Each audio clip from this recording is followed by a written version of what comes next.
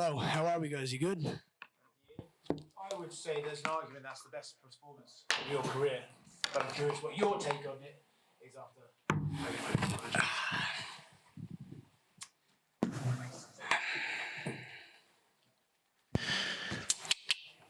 Would I say it's the best performance of my career?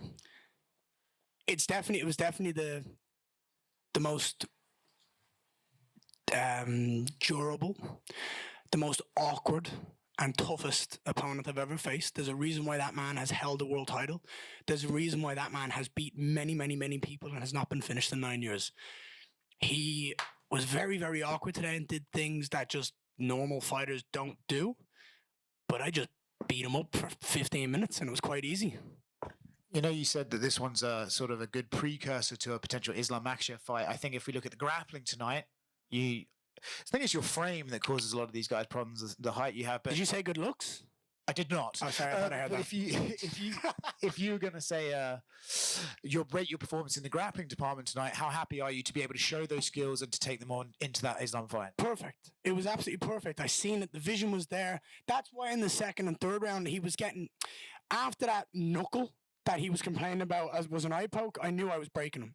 I knew that jab was breaking him. He was looking for a way out. I felt like after that moment, he started to panic. And that's when I was like, right, he's going to go for the legs. He's going to change his plan and he's going to start getting desperate. So I just had to switch that and be smart and go, right, I'm dominating this fight. He can't touch me. He can't catch me. I'm too quick. I'm too fast. I'm too elusive. But don't make any mistakes. Don't open myself up looking for something and give him an opportunity to have success. And he did nothing. There was nothing that he did tonight that was dangerous. I wobbled him a lot. I hit him hard. And he just kept coming. A great pitch or a great call out of Islam Makhachev after the fight. And I believe I just heard you refer to it as Khabib protege versus McGregor protege. Talk to me about that fight. And, you know, with your promotion, with that backstory, how big could that fight be? Firstly, I want to say that I have nothing but respect for Islam Makhachev. Nothing. The guy's the pound-for-pound #1 in the world and the champion of my division. However, when you come into my division and you are the only thing that stops me, that is in the way of me achieving my dreams, I'm going to make sure that I punch a hole in your head. He has to fight me next. There is nobody that has fought a deeper division, that has fought the guys from top to bottom. You'd name them. D-Rod, Magny, Jeff Neal, MVP, Shavkat, Patches, and now Belal Muhammad. And I haven't even got a title shot yet. And they're going to throw some flashes in the pans out there?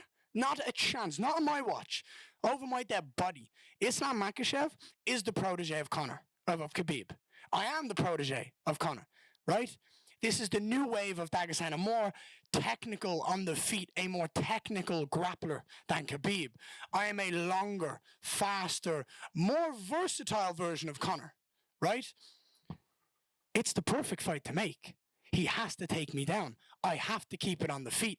He can choose it wherever he wants. The ball's in his court, whenever he's ready, whenever he wants.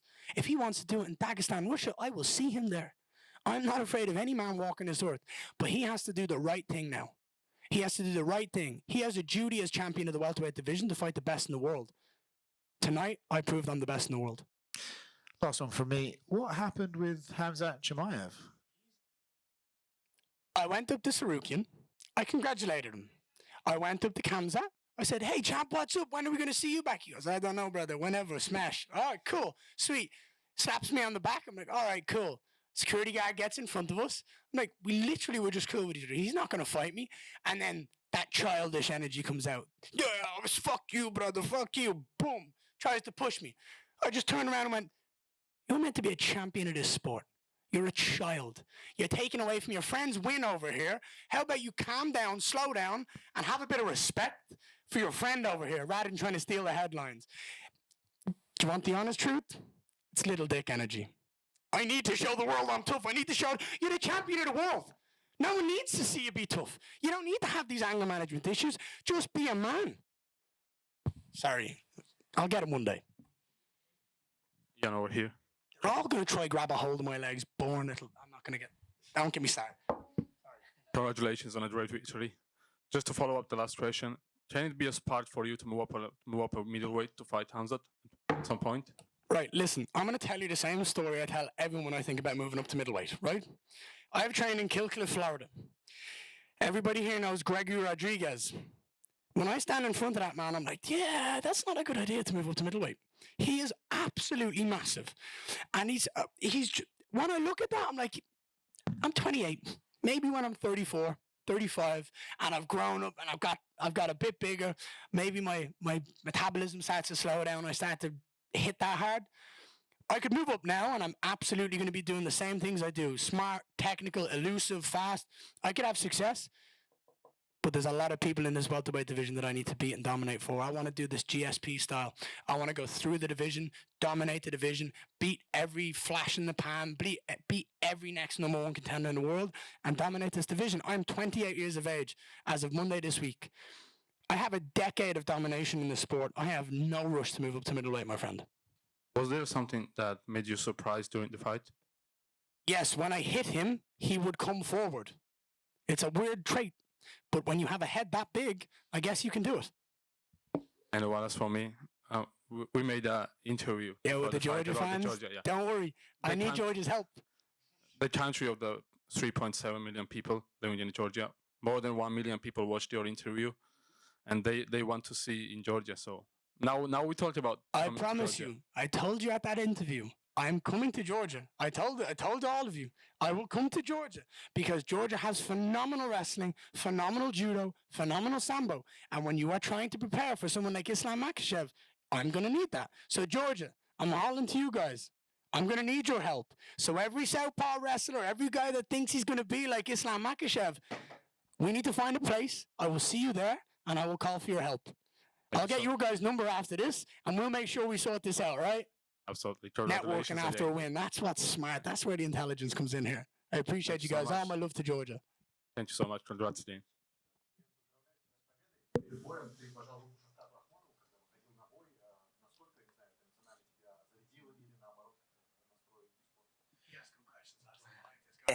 You do a phenomenal job as well, sir. Thank you, sir. Before the fight, we saw you shake hands with Shavkat Rakhmonov. How did that prepare you? Did it give you some sort of an emotional burst? Did it get you ready for the fight? Did it fire you up? No, I seen him. He smiled. We've trained together. Like, we've trained together. We fought together. We have nothing but respect for each other. I've told you before, I'm going to see him again in that octagon, and he knows it too. I have nothing but respect for that man. So I walked over to him. I said, hey, how are you doing? How's the knee? He didn't respond about that one, did he? He said, good. But yeah, now I have nothing but respect for that man, and yeah, I'll get him when he's back.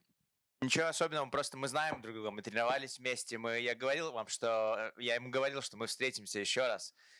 Все это знают, и я просто при нему подошел, спросил, как дела, спросил, как колено. На это он не ответил, но в любом случае у меня, кроме уважения, к нему ничего нет. Чуть раньше я делал подборку лучших певцов в UFC, и ты занял первое место с исполнением песни Stolen Dance. Сейчас ты попил водички, а можешь вот тоже исполнить, потому что тогда очень круто получилось.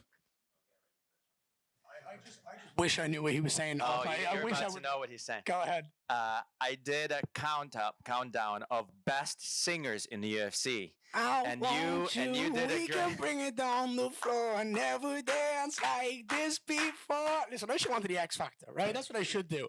I should go on. I'd probably win a hell of a lot more money singing some songs in the world because I'm beautiful, I'm long, I'm tall, I'm blonde. Doesn't get better than that. Go on. So he did. I'm the best singer in the UFC. Right. Yeah, damn right I am. I appreciate you. You should tell me what song you want to sing next time, and I'll do that for you. That was the question. Can you sing for us? You already did, so you already answered it. Ian, thank you for the fight. It was amazing. And after, on the desk, you said that Kamaru and Shavkat needless. Kneeless, yes. Kneeless, like yes. as in they have no knees. Yes. Well, Kamaru's just had... Could you explain us what you mean about that? So, Kamaru Usman has just had double knee surgery, and Shavkat Rakhmonov has had 2 knee surgeries in a row. So both of them are very struggling right now, aren't they? Kamaru Usman is irrelevant. He shouldn't be mentioned in this title contention. It's ridiculous. It's Khabib's camp being smart and trying to get a has-been who has name value for for Islam to get a 17th consecutive win. That's a cop-out as a champion. If that fight cannot happen, because that is not the right thing to do. That is not the duty of the world champion. He's meant to fight the best in the world, of which that is me, Shavkat Rakhmonov. I love him. I have nothing but respect for him.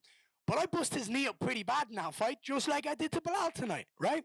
He has had two knee surgeries. The first one failed. Oh, he's still checking the second one out. We won't see him for very long. Thank you. Back to the Georgians. Let's go. Okay, go on. I can hear you. Don't worry. I'll just be screaming from here. No problem, no problem. We should sing a duet afterwards. Ian, congratulations on the win. Talk to us about the performance, okay?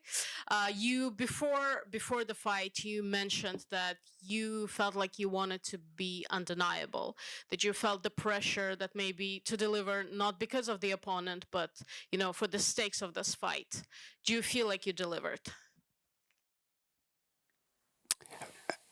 I can't count or can't remember how many fights Belal has had in the UFC, but I'm pretty sure it's something like 22 or 23. Nobody's done that to him. Nobody's beat him everywhere. So I showed against a former champion of this division, the #1 welterweight on the planet, and I wiped the floor with him for 15 minutes. Anything? What does that sound like? Sounds pretty convincing to me, right? Yeah, sure. I mean, that's what we will say and stuff. But I just wanted to hear your opinion and stuff. How I know that you're happy overall, but like I have the highest expectations of myself every time I step in that octagon. Every single time. Every time I hit him, I want to see his body fall. Every time I crack him, I want to see him shake. I want to see his body go limp. Every single time. But he's got a big head, he's tough as nails, and he hasn't been finished in 9 years. So I went out there and I gave him a lot. I hit him hard. I did everything I could to put him away in that fight, and he just kept coming. So much respect to him, but I dominated that fight from start to finish, and I didn't feel like there was any moment where he got going. And judging by the stance from the first round, I'm taking that you didn't really believe that he was planning on keeping this fight on the feet. How many takedowns did he shoot for tonight? A lot, right? I told you he wouldn't do it. I told you, probably 13, 14, 15? 0% success rate. That's what I'm talking about. Anything in there that you... In one fight? That's unreal. So I defended the most shots in welterweight history in one fight. Now that's a stat. There we go. There we go. Congratulations. With that stats setting aside, I also set another stat tonight, right? Tell me. I've just tied the most wins in Irish MMA history 10 in the Conor, UFC. right? I'm tied 10. That's going to be broken pretty soon. So I'm winning fights. I'm breaking records. I'm tying records of the greatest that have ever done this sport. I'm 28 years of age. There's a long way to go. There's a long, long way to go. So anything in there tonight that you wish you could have done but just didn't get the chance to? Maybe something that you worked on in the camp? That teep to the face that I caught him with, I wish I got that Chandler Tony Ferguson one where he just dropped. That hurt him. That cracked him. And I knew it was coming because of those stabs to the knee. I knew that shot was going to be there. But I can only say that man's tough. That's it. He just knows how to take a punch. But yeah, that's it. I would have liked to see him unconscious.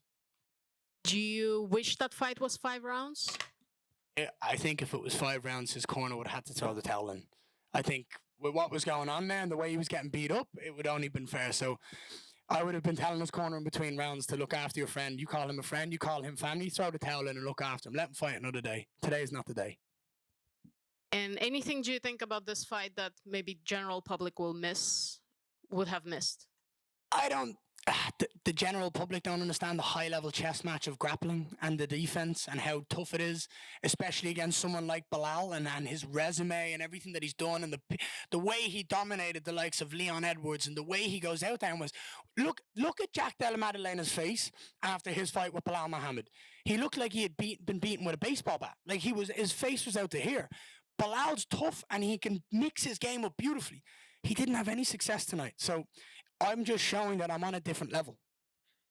And maybe one last one from me. So we hear you sing, we hear you talk, but is there anything else about Ian Garry that we don't know yet that you would like for us to know? I don't know, I'm a pretty capable golfer. I'm off 4 at the moment, so I need to get back after this win. Maybe I go to Brazil. Maybe I start traveling the world playing some more golf again. But you'll see me on a senior tour at some point in my life playing golf, living my dream is to buy a helicopter and just fly all over England, Ireland, and Scotland playing golf when I retire. That's my goal.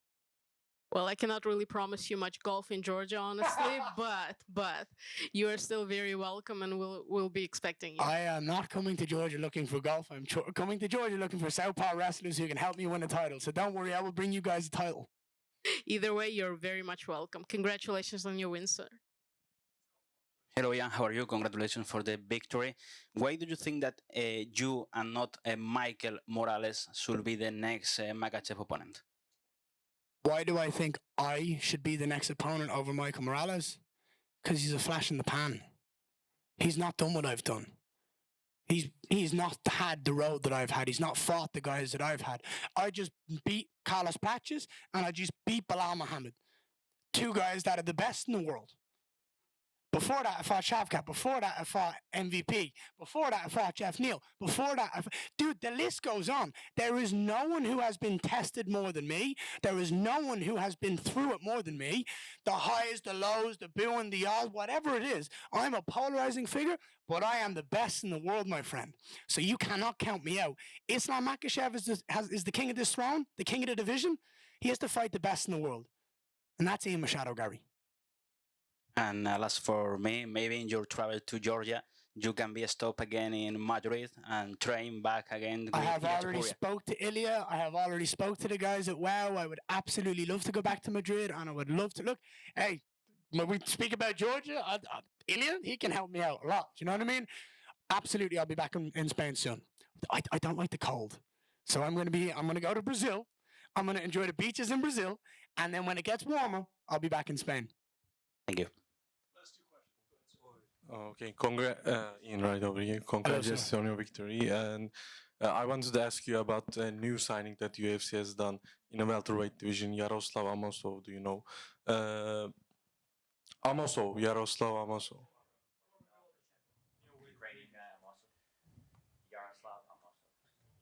You guys said Bellator, right?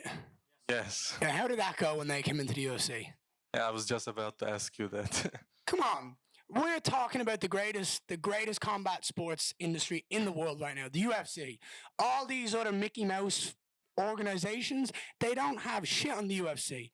No one. The greatest fighter in the world is the guy who holds the UFC belt. And if he was to fight anybody else in the world, he would absolutely ragdoll them. What welterweight? What, the welterweight champion? Was. Yeah, right. Let me ask you a question. Let me put you on the spot. Whoever he is, I don't mean any disrespect to this man, him versus Islam Makhachev gets smashed. I don't know who he is. Him versus me gets smashed. Him versus Carlos Patches, unconscious. Him versus Mike Morales, TKO'd. Him versus anybody in this division at the top of this sport. It is a different division. And you are talking about the greatest division in UFC history right now. There is no division that has ever been stacked with talent, depth, youth, and every single person in this division. They can do it all. They're not one-trick ponies. They can grapple, they can box, they can kick, they can wrestle. They've got cardio, they're tough as nails. We can do it all. The welterweight division right now, my friend, is the best in this sport. There is no conversation about it. So this guy, whoever he is, I feel sorry for him. Thank you so much.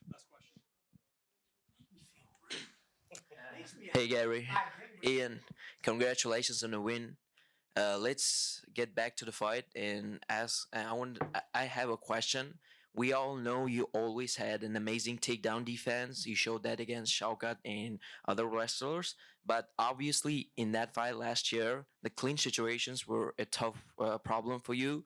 But in this one, we saw that you didn't almost let Belal control you against the cage. Can you talk us about that? And I honestly noticed that your biceps got bigger. Yeah, maybe you could tell us Are about you your. flirting with me? No, Come I'm on, dude. I'm My not. wife's in the room. No. I am. No, when I fought Shavkat, it was on 3 weeks' notice. As we all know, and we don't. I don't need to big him up anymore, right? 18-0 and 18 finishes when he came into that fight against me. So everybody he had faced, he had finished. So my goal in the first 2 rounds was to shut everything he did down. It was my own fault that I lost 2 rounds as the first 2 rounds. I burned the clock. I shut him down because he is the type of fighter. If you give an inch, he takes a mile. It's confidence. So when you shut him down, he starts to think. He starts to get in his head. And then what happened? The 3rd round, I started piecing him up. I won the 3rd. The 4th round, I was beating him up. He got a takedown and tried to hold me down for dear life. Fair play, he won that one. The 5th round, I should have finished him. So that was the smart way to do it. In hindsight, I should have beat the bollocks out of him for the first 2 rounds. I should have separated, cracked him, and not give him any opportunity to win any time on the clock. Against Belal today, that's what experience comes from. I am not letting this guy do the same thing. I have suffered a loss before that never should have been a loss. Right? I think, and I don't care what anyone else in the world thinks, I am better than Shavkat Rakhmonov, and I believe he knows it too. Right? He'll never say it, but he knows it deep down. That's why I want that fight back. Belal Muhammad is nowhere near as dangerous.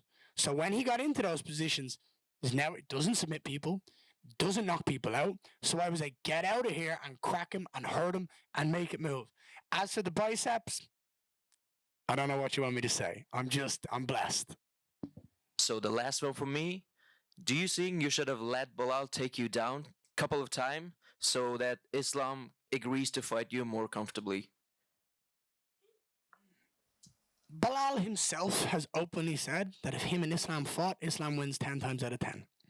Tonight was a warm-up for the world title fight. Islam Makhachev is better than Belal everywhere. However, I believe I am undefeated against southpaws. Islam Makhachev is a southpaw. Islam Makhachev has to go into that fight and he has to grab my leg and he has to try to get me down.